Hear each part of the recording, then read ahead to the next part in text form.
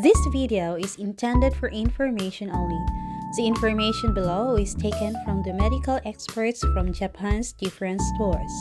I am not a doctor giving any prescriptions. If symptoms include some signs of flu or serious illness, please consult your physicians immediately. This video serves as a guide only for those who are living in Japan and finds difficulty in speaking Japanese. Hi, Mami! Alam ko bakit nandito ka.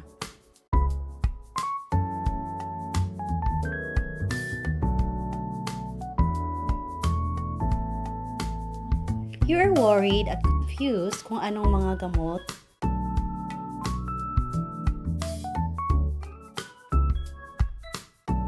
ang dapat bilhin kung may konting sinat at ubo ang anak mo.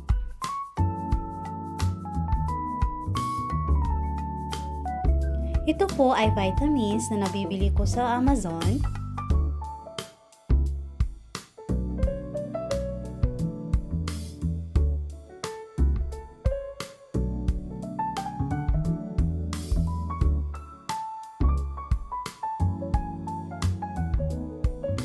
Gummy po siya at chewable, convenient kainin.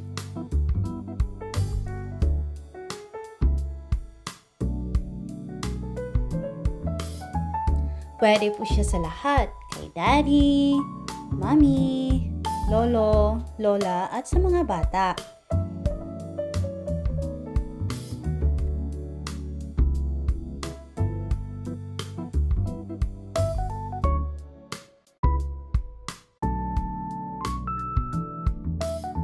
Ito naman po ay para sa ubo.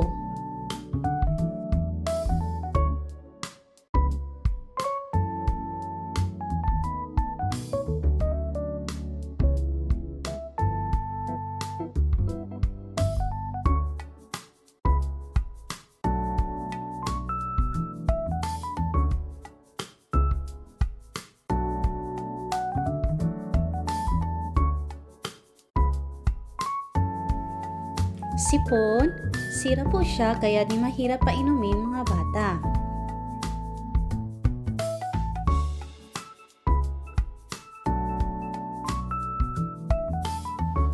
Ito naman po ay powder para sa mga lagnat ng bata.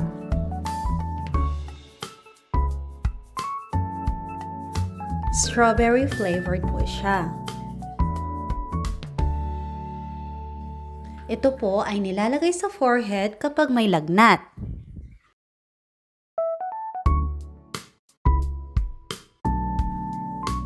Very convenient at effective po siya gamitin lalo na sa gabi.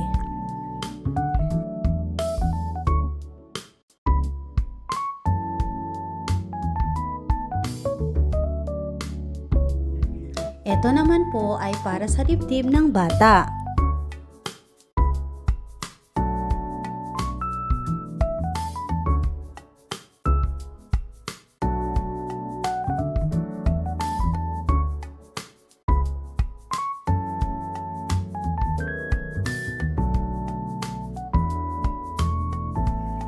Ginagamit ko po to kapag masyadong mataas na lagnat ng anak ko.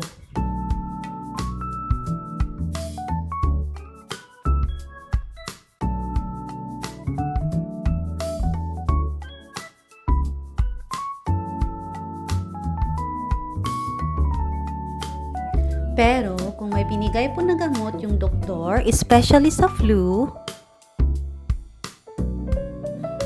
please refrain from using it.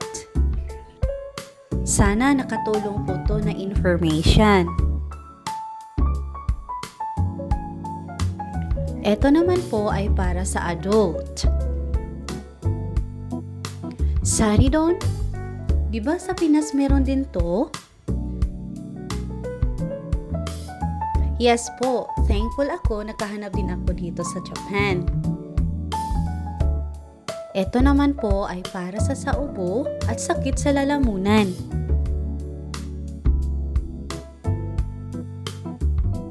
Pwede rin daw to kapag bahing ka ng bahing.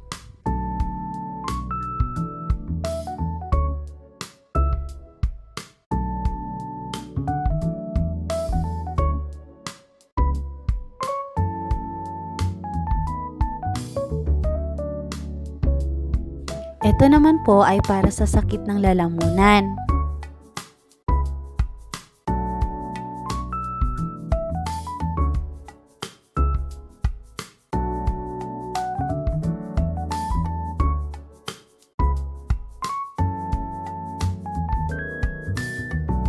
Ito naman daw po ay pwede sa sakit ng ulo.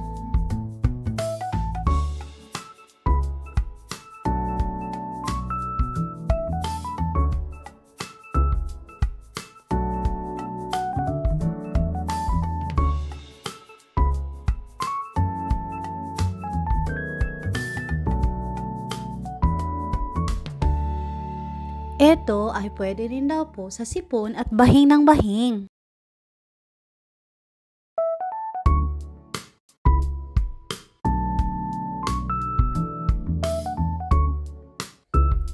Dahil ang anak ko ay may car sickness, parang Bonamin rin to sa Pinas.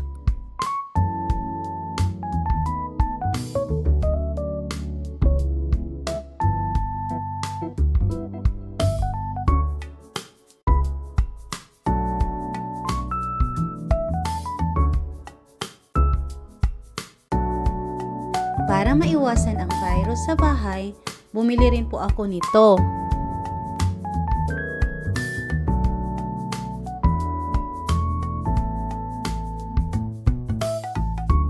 Siyempre, para iwas na rin ng hawaan sa family members.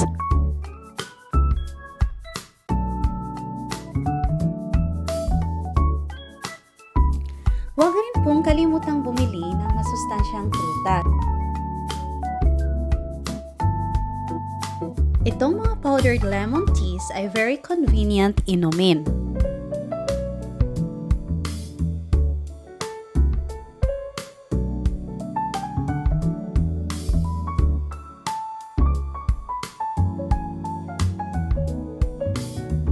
May mga masasarap na soup din pong available sa mga stores.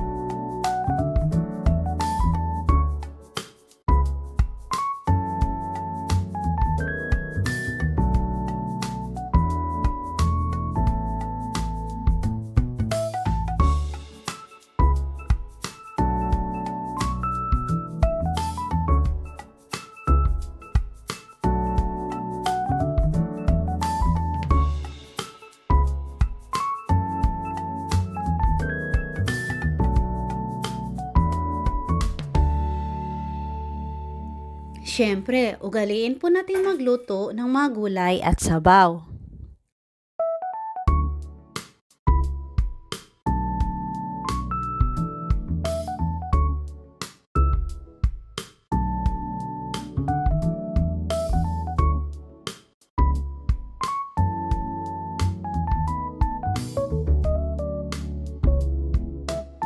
Isda at masasarap na ulam.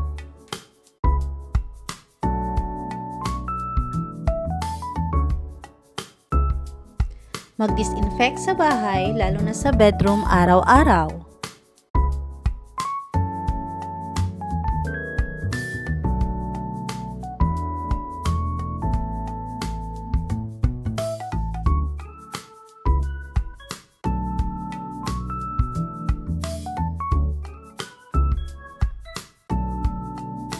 Salamat po sa panonood.